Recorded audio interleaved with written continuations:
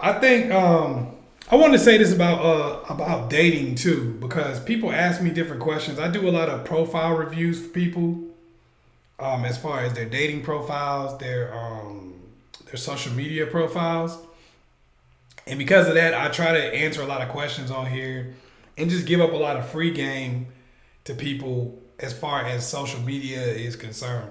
You got to remember, like nowadays, social media is basically like your public footprint because a lot of people won't really meet you in person, and even when they do, they won't believe what they see in person. They have to see confirmation on social media, and if what you show in person doesn't match with what you put on social media, you'll wonder why people just lose interest in you because you may not even follow people. You may not even reach out to people on social media, but people will find your social media, and you think it's hidden, you think you got it where nobody can see it. Man, people do all kind of stuff to find your social media. Believe it. Believe it. I would also say get on some of these apps to find out just what's out there on you as far as public information in society. I would do that too. But anyway, one of the biggest things I'll tell you is if you're on a dating app, put time and energy into your first picture, please. Please. Put time and energy into your first picture. Because if you don't do that, then nobody is going to be checking for your ass. Period. You could be the nicest person. You could be the worst person in the world. Nobody will ever know. And don't think that it's just based on your physical attractiveness. Because it's not. It's what you project to the world in that picture. It's what you line up. First of all, I don't care what you look like. You should look good in your profile picture. It's a profile picture. They have these things called filters. They have makeup. They have hairstylists. Spend that money and do it. I'm dead ass. It's worth it. Also, do not write your own narratives. The about me sections. Don't write that stuff and just put it up.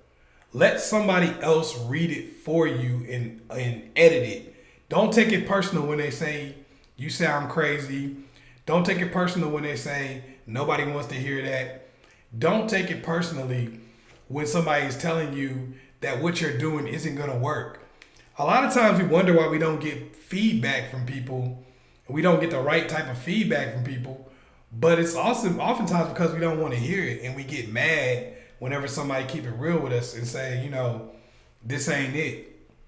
We want everybody to tell us how great we are all the time. I liken it to sports. Sometimes you'll coach somebody, and I coach boxing a lot. Sometimes you'll coach a person, and a person will sit there and they just want to pat on the back all the time.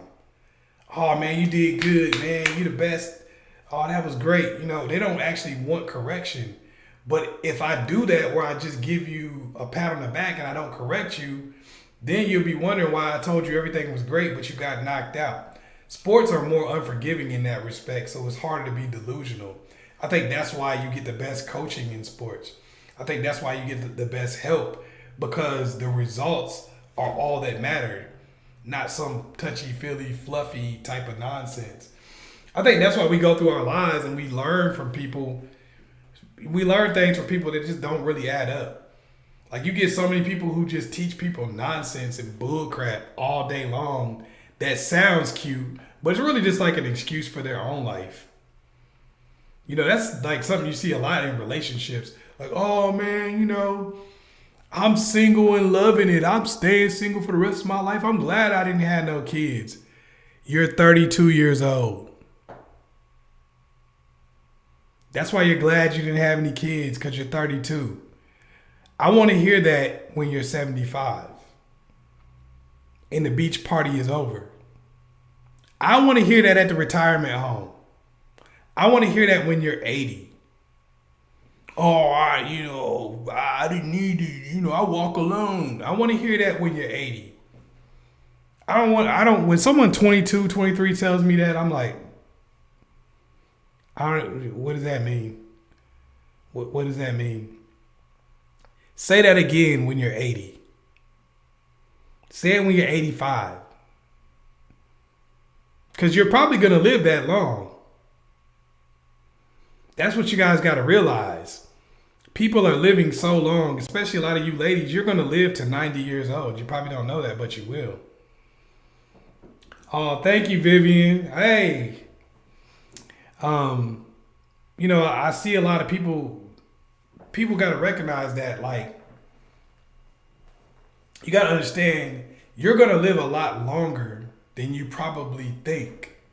You probably ain't calculating the fact that if you're 25 years old, you might live to 100. By the time you get to that age, it might be where people living to 100. What's up, Francisco? You must have just found out about your boy that I was on. You know, you got to understand, like, you might live to be for a long time. So you got to get this interpersonal relationship things together.